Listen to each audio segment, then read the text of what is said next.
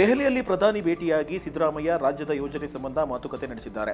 ಪ್ರಮುಖವಾಗಿ ರೈತರಿಗೆ ನೀಡುವ ನಬಾರ್ಡ್ ಸಾಲ ಪ್ರಮಾಣ ಹೆಚ್ಚಳ, ಭದ್ರಾ ಮೇಲ್ದಂಡೆ ಯೋಜನೆಗೆ ಅನುದಾನ, ಮೇಕೆದಾಟು ಹಾಗೂ ಕಳಸಾ ಬಂಡೂರಿ ಪ್ರಾಜೆಕ್ಟ್ಗೆ ಅನುಮತಿ ನೀಡುವಂತೆ ಮನವಿ ಸಲ್ಲಿಸಿದ್ದಾರೆ. ಸಿಎಂ ಸಿದ್ದರಾಮಯ್ಯ ಇಂದು ರಾಹುಲ್ ಗಾಂಧಿ ಮತ್ತು ಎಐಸಿಸಿ ಅಧ್ಯಕ್ಷ ಮಲ್ಲಿಕಾರ್ಜುನ್ ಖರ್ಗೆ ಭೇಟಿಯಾಗಿದ್ದಾರೆ. ರಾಜ್ಯದ ವಿದ್ಯಮಾನಗಳ ಸಂಬಂಧ ಸಮಾಲೋಚನೆ ನಡೆಸಿದ್ದಾರೆ. ಇದೇ ವೇಳೆ ಹಾಸನದಲ್ಲಿ ನಡೆಯಲಿರುವ ಅಹಿಂದ ಸಮಾವೇಶಕ್ಕೂ ವರಿಷ್ಠರು ಗ್ರೀನ್ ಸಿಗ್ನಲ್ ನೀಡಿದ್ದಾರೆ. ಸದ್ಯಕ್ಕೆ ಸಚಿವ ಸಂಪುಟ ಪುನರ್ರಚನೆ ಇಲ್ಲ ಅಂತ ಸಿಎಂ ಸಿದ್ದರಾಮಯ್ಯ ಹೇಳಿದ್ದಾರೆ. ವರಿಷ್ಠರ ಭೇಟಿ ಬಳಿಕ ಪ್ರತಿಕ್ರಿಯೆ ನೀಡಿದ ಸಿಎಂ ಕ್ಯಾಬಿನೆಟ್ ಬಗ್ಗೆ ಚರ್ಚೆ ನಡೆಸಿಲ್ಲ ಎಂದಿದ್ದಾರೆ. ಸಚಿವ ಸಂಪುಟ ಪುನರ್ರಚನೆಗೆ ಸಂದರ್ಭ ಬಂದಿಲ್ಲ ಅಂತ ದೆಹಲಿಯಲ್ಲಿ ಡಿಸಿಎಂ ಡಿಕೆ ಶಿವಕುಮಾರ್ ಹೇಳಿದ್ದಾರೆ. ಬಿಎಸ್ವೈ ವಿರುದ್ಧ ಪ್ರಾಸಿಕ್ಯೂಷನ್ಗೆ ಶಿಫಾರಸು ಮಾಡಿದ ಸರ್ಕಾರದ ವಿರುದ್ಧ ಅಶೋಕ್ ಕಿಡಿಕಾರಿದ್ದಾರೆ. ರಾಜ್ಯಪಾಲರು ರಿಜೆಕ್ಟ್ ಮಾಡಿದ್ದ ಕೇಸ್ನ ರೀಓಪನ್ಗೆ ಮುಂದಾಗಿದ್ದಾರೆ ಅಂದ್ರೆ ಇದು ರಾಜಕೀಯ ದ್ವೇಷ ಅಂತ ಆರೋಪಿಸಿದ್ದಾರೆ. ನಾವು ಕಾನೂನು ಹೋರಾಟ ಮಾಡ್ತೀವಿ ಅಂತ ಸರ್ಕಾರದ ವಿರುದ್ಧ ಗುಡುಗಿದ್ದಾರೆ. ಪಕ್ಷದೊಳಗೆ ಇದ್ದು ಚೂರಿ ಹಾಕೋರು ಇದ್ದಾರೆ ಅಂತ ಯತ್ನಾಳ್ ಟೀಮ್ ವಿರುದ್ಧ ಬಿಸಿ ಪಾಟೀಲ್ ಗುಡುಗಿದ್ದಾರೆ. ರೆಬಲ್ ನಾಯಕರ ಬಗ್ಗೆ ಮಾತನಾಡಿದ್ರೆ ಅವರದ್ದು ಎಲ್ಲ ಗೊತ್ತಿದೆ, ಹೊರಗೆ ತೆಗೆಯುತ್ತೀನಿ ಅಂತಾರೆ. ತಾಕತ್ತಿದ್ರೆ ಅದೇನ್ ತೆಗಿತಾರೆ ತೆಗಿರಿ ಅಂತ ಯತ್ನಾಳ್ಗೆ ಸವಾಲ್ ಹಾಕಿದ್ದಾರೆ. ರಾಜ್ಯ ಬಿಜೆಪಿಯಲ್ಲಿ ಬಣ ರಾಜಕೀಯ ತಾರಕಕ್ಕೇರಿದೆ. ಯತ್ನಾಳ್ ಮತ್ತು ವಿಜಯೇಂದ್ರ ಟೀಮ್ ಮಧ್ಯೆ ವಾಕ್ಸಮರ ನಡೆಯುತ್ತಿದೆ. ಇದೇ ವೇಳೆ ಬಿವೈವಿ ದೆಹಲಿಯಲ್ಲಿ ಜೆಪಿ ನಡ್ಡಾ ಭೇಟಿಯಾಗಿ ಚರ್ಚೆ ನಡೆಸಿದ್ದಾರೆ. ರಾಜ್ಯ ಬಿಜೆಪಿ ಒಳಗಿನ ಕಿತ್ತಾಟ, ವಕ್ಫ್ ಪ್ರತ್ಯೇಕ ಹೋರಾಟದ ಬಗ್ಗೆ ಮಾಹಿತಿ ನೀಡಿದ್ದಾರೆ ಎನ್ನಲಾಗಿದೆ. ಮಂಡ್ಯ ಅಬಕಾರಿ ಇಲಾಖೆಯಲ್ಲಿ ಮದ್ಯದಂಗಡಿಗೆ ಲೈಸೆನ್ಸ್ ನೀಡಲು ಲಂಚ ಕೇಳಿದ ಪ್ರಕರಣದ ತನಿಖೆ ಚುರುಕುಗೊಂಡಿದೆ. ಲೋಕಾಯುಕ್ತ ಅಧಿಕಾರಿಗಳ ಮುಂದೆ ದೂರುದಾರ ಪುನೀತ್ ವಿಚಾರಣೆ ಹಾಜರಾಗಿದ್ದಾರೆ. ಆರೋಪಿಗಳ ವಿರುದ್ಧ ಎಫ್ಐಆರ್ ದಾಖಲು ಮುನ್ನ ದೂರುದಾರ ಪುನೀತ್ ವಿಚಾರಣೆ ನಡೆದಿದೆ.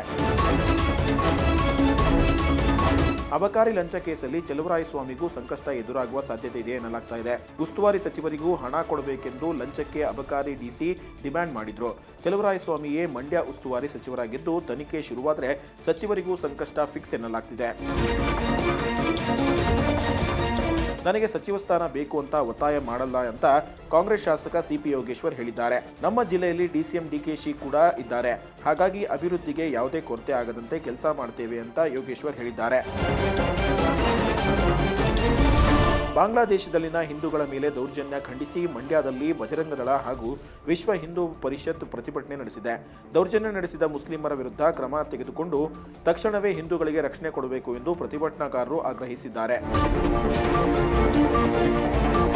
ಉತ್ತರ ಪ್ರದೇಶದಲ್ಲಿ ಹಿಂಸಾಚಾರಕ್ಕೆ ಕಾರಣವಾಗಿದ್ದ ಸಂಬಾಲ್ನ ಜಾಮಾ ಮಸೀದಿಯ ಸರ್ವೆ ಕಾರ್ಯಕ್ಕೆ ಸುಪ್ರೀಂ ಕೋರ್ಟ್ ತಾತ್ಕಾಲಿಕ ತಡೆ ನೀಡಿದೆ. ಮಸೀದಿ ಜಾಗದಲ್ಲಿ ದೇವಸ್ಥಾನ ಇದೆ ಅಂತ ಅರ್ಜಿ ಸಲ್ಲಿಸಿದ್ದ ಹಿನ್ನೆಲೆ ಸಮೀಕ್ಷೆ ನಡೆಸಲು ಜಿಲ್ಲಾ ನ್ಯಾಯಾಲಯ ಅನುಮತಿ ನೀಡಿತು. ಇದಕ್ಕೆ ಸುಪ್ರೀಂ ಬ್ರೇಕ್ ಹಾಕಿದೆ.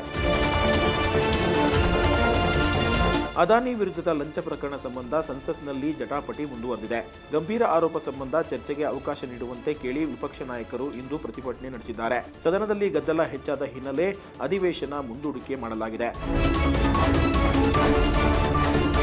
ಬಾಲಿವುಡ್ ನಟಿ ಶಿಲ್ಪಾ ಶೆಟ್ಟಿ ಮತ್ತು ರಾಜ್ ಕುಂದ್ರಾ ದಂಪತಿ ನಿವಾಸದ ಮೇಲೆ ಇಡಿ ಅಧಿಕಾರಿಗಳು ದಾಳಿ ನಡೆಸಿದ್ದಾರೆ. ಅಕ್ರಮ ಹಣ ವರ್ಗಾವಣೆ ಪ್ರಕರಣಕ್ಕೆ ಸಂಬಂಧಿಸಿದಂತೆ ಮುಂಬೈನ ರಾಜ್ ಕುಂದ್ರಾ ನಿವಾಸದಲ್ಲಿ ಪರಿಶೀಲನೆ ನಡೆಸಿದ್ದಾರೆ. ಹಣದ ವಹಿವಾಟಿಗೆ ಸಂಬಂಧಿಸಿದಂತೆ ಮಹತ್ವದ ದಾಖಲೆ ಪಡೆದಿದ್ದಾರೆ.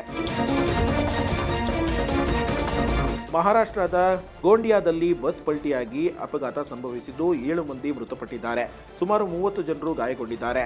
ಮೃತಪಟ್ಟವರ ಕುಟುಂಬಗಳಿಗೆ ತಕ್ಷಣ 10 ಲಕ್ಷ ರೂಪಾಯಿಗಳ ನೆರವು ನೀಡುವಂತೆ ಸಾರಿಗೆ ಇಲಾಖೆಗೆ ಮುಖ್ಯಮಂತ್ರಿ ಏಕನಾಥ್ ಶಿಂದೆ ಆದೇಶ ಹೊರಡಿಸಿದ್ದಾರೆ.